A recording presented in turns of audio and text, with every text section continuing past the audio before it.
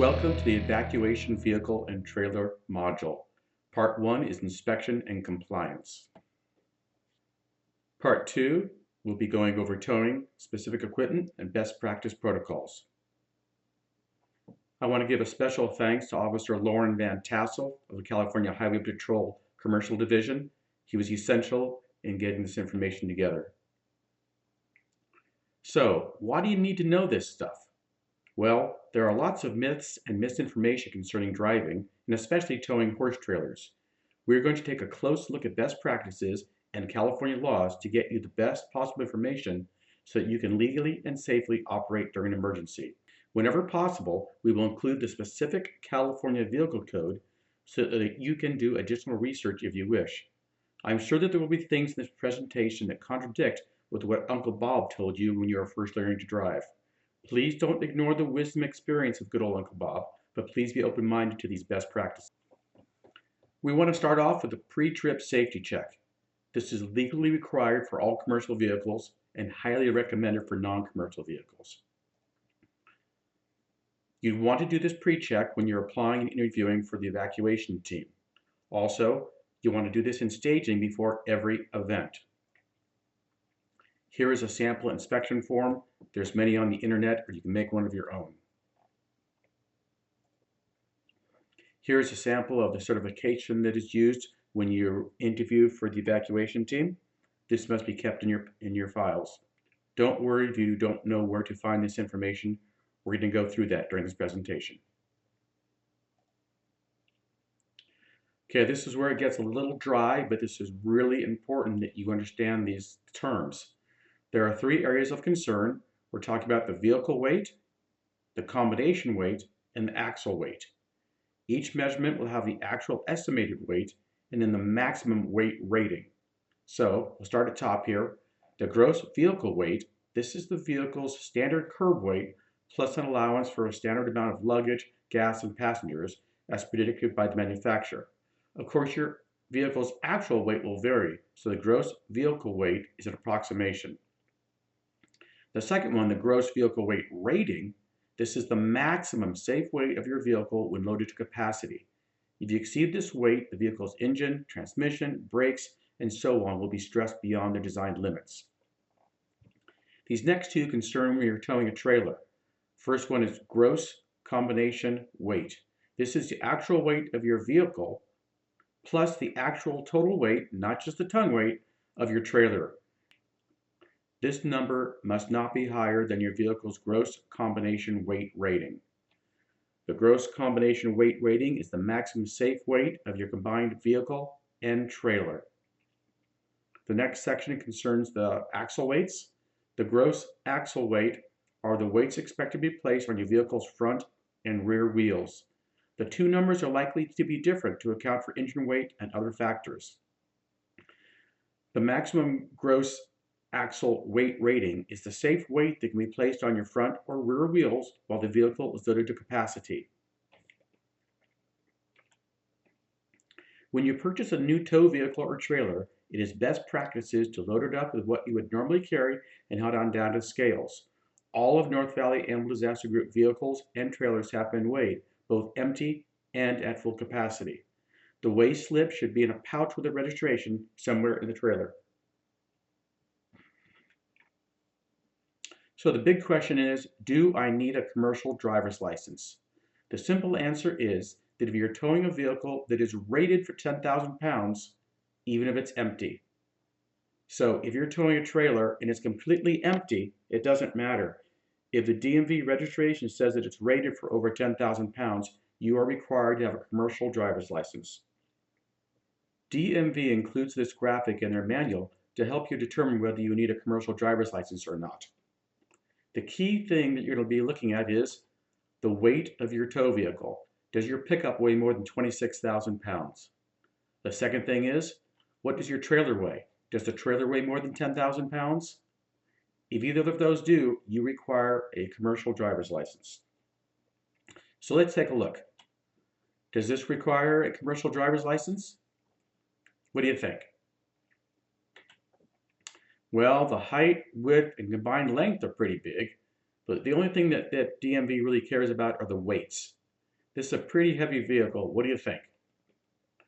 Well, we go back to that chart. We see that the truck weight's over 10,000 pounds, so that requires it. The trailer weight's way over 10,000 pounds, and the combined weight is over 26,000 pounds. So all these factors combined make you definitely need a commercial driver's license to tow that rig. So what is your vehicle rated for? You need to know this information, so let's go through a little exercise on how to find this information.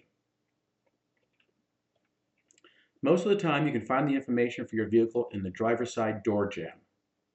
This vehicle is a 2000 Ford F-250. It's a 3/4 ton pickup, but what we are most interested in is the gross vehicle weight rating. Okay, so the gross vehicle weight rating for this vehicle is 8,800 pounds. That's the maximum safe actual weight of your vehicle when loaded to capacity. So let's do a little math here. If the gross vehicle weight rating is 8,800 pounds, but the gross vehicle weight, that's what the vehicle weighs, unloaded weighs, 5,500 pounds, what is the maximum weight that this truck is capable of carrying? Well, it'd be 3,300 pounds. The second piece of information that you might be interested in is the vehicle identification number. If you have the vehicle identification number, also called a VIN, you can search the internet. There are free search engines that will give you information on VINs. However, the best place to find any information is in the specific owner's manual that came with your vehicle. So if we want to find out the gross combined weight rating and the maximum trailer weight load for this vehicle, we would look in the manual. The only problem looking at this manual is these are showing gasoline engines, and this particular vehicle is a diesel. So we have to look in the separate manual for the diesel engine. Well, the other issue now that we're looking at this for this F-250 is that there are two rear axle ratios. Now the maximum gross combined weight rating and trailer weight are the same for either rear axle ratio, but we need to find out which one it has. So the easiest way to find that is just do a search, do a VIN report search on Google.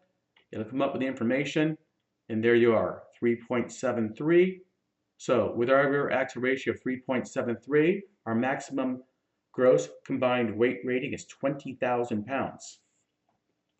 So if this truck has a gross vehicle weight rating of 8,800 pounds and the gross combined weight rating of 20,000 pounds, what is the maximum trailer weight that this truck is capable of towing? Well, at first you might do the math and think that the answer is 11,200 pounds. But if you recall the earlier slide, Ford rates the maximum trailer weight for this truck at 10,000 pounds. This is why this stuff gets kind of confusing, and it's extremely critical to know this information before you go out in the field. So knowing this information, the maximum trailer weight you can tow with this truck is 10,000 pounds. Several people have asked about the ag exemption. California Vehicle Code does allow some exemptions. The California Highway Patrol and I looked at this code extensively, trying to find a loophole that would help us. After a lengthy research, we could not find a way to make it fit, but we do. If your vehicle has a gooseneck or a fifth wheel on it, please refer to your owner's manual and become intimately familiar with its function. My owner's manual states for my Ford F-250 that fifth wheel trailer maximum weights can be calculated by subtracting the gross vehicle weight from the gross combined weight rating. So, what is the maximum weight trailer I can tow? Well, the answer is 14,500 pounds. Now, do I need a commercial driver's license? Yeah. The trailer's over 10,000 pounds, you need a commercial driver's license. Just because Ford says that I can safely do it doesn't mean that DMV will allow it. Again, using the DMV graphic, we can see that if the gross vehicle weight is over 10,000 pounds for the trailer, you're going to need a commercial driver's license. Just because the manufacturer says that you can do something doesn't mean that it is safe. A friend of mine was recently shopping for a new vehicle, and the salesman told her that it could easily tow her horse trailer. Before she purchased the vehicle, we did the research, and it was plainly obvious that the salesman did not know what he was talking about. Remember, It is up to you to make sure that your vehicles are properly rated. Just because you've done it before and it did crash doesn't mean that it is safe or legal. What about if you do an aftermarket upgrade? Well, these may help you climb a hill with a heavy load, but they do not help the load or weight capacity of the vehicle. After all, the tires, steering system, and suspension are still the same. It is not mandatory to have a 4x4 vehicle if you wish to be on the evacuation team. However, it is highly recommended. Our hotline operators are directed to ask people requesting help, can a Prius make it up your driveway? However, sometimes they oversimplify the situation. Is bigger better? Everything is a trade-off. Longer vehicle is more stable, shorter vehicle is more maneuverable. What size truck should you purchase? We suggest that you purchase a 3/4 ton vehicle. They are more versatile and provide you with more options. Some single axle trailers and lightweight trailers like this Brender Up may easily be pulled by a half-ton truck. All trailers should have a manufacturer's plate somewhere on the trailer. Even if you have this information though, it is highly recommended that you weigh your trailer empty and again at full capacity. Check with your insurance agent to see if you are covered for trailers. At the start of each shift, make sure you check your oil, coolant, and all fluids. Have extra and know how to check them. We typically don't suggest to carry extra fuel because of the safety issues, so make sure that you start your shift with a full tank of fuel. When working a disaster, fill out an ICS 213 for fuel. Also be sure to fill out the appropriate paperwork for any possible mileage reimbursement. As part of your pre-trip inspection, please check that your horn functions properly. Legally, tires must have two 30-seconds tread. That isn't much. We suggest much more, especially on dirt roads or during wet weather. There's a big difference between trailer tires and regular car or truck tires. We highly recommend that you only run trailer tires on your trailers. Unfortunately, it's a popular trend to not include spare tires with newer cars. Happily, this trend has not included pickups yet. Also be sure to have a spare for your trailer and the tools to change a flat. It doesn't help if you have a spare tire but not the correct size wrench. Your trailer and truck lug bolts might be different sizes, so make sure that you have wrenches for both. TPMS stands for Tire Pressure Monitoring System. There are aftermarket kits available for the trailer. They will inform you of the tire pressure so you can see if you're getting a flat, and some of the newer systems will also include the temperature of the tire. This will help you to predict if the tire is about to have a blowout. Make sure your headlights are adjusted properly. This adjustment might change when you add a heavy trailer. This could be a sign that you are overloading your vehicle. Have spare bulbs and the tools to change them. Use gloves to change bulbs. Any oil from your hands will cause a hot spot and burn the bulb out sooner. California Vehicle Code requires that every truck tractor shall at all times be equipped with 3 red emergency reflectors, not flares.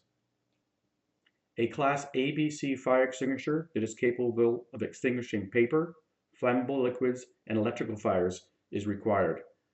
Bigger is better. The 2.5-pound fire extinguisher on the left works fine in a small vehicle, but we highly suggest the larger 5-pound extinguisher on the right for a large truck and trailer rig. There needs to be a kit in every vehicle you own, disaster or not. And remember, human and animal first aid kits can be one and the same. It is highly recommended that you have a flashlight and headlamp in your vehicle. Once you use a headlamp, you will love it. Filling out paperwork, changing flat tires is so much easier using a headlamp. There may be some concern about using lights near a skittish animal, so please refer to your animal behavior specialist, especially before using a headlamp. Yes, old-fashioned paper maps.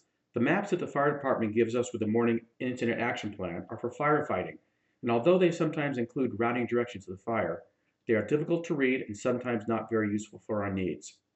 GPS is a good addition, but please make sure that you also have a paper map. Speaking of GPS, some of the newer radios have GPS tracking, so the dispatcher will know where you are at all times. This is an excellent safety feature. We require a full-powered radio for each evacuation team if they're going to be entering the fire area. This radio should have at least 40 to 50 watts of power and include a tuned exterior antenna. Additional details will be covered in the radio classes. Monitoring several frequencies during an incident is essential for safety. Although all of our radios have scan capability, some rescuers prefer to have a dedicated scanner for this purpose. Ideally, each member of the evacuation team will have a handheld radio whenever they leave the vehicle. Only certain radios are approved behind the fire line. Personal or family radios are not allowed. This is the end of part 1. Be sure to watch part 2 that includes specific information on towing and loading of trailers. If you have any questions or comments, please contact us at info@nvadg.org. Take it easy and be safe out there.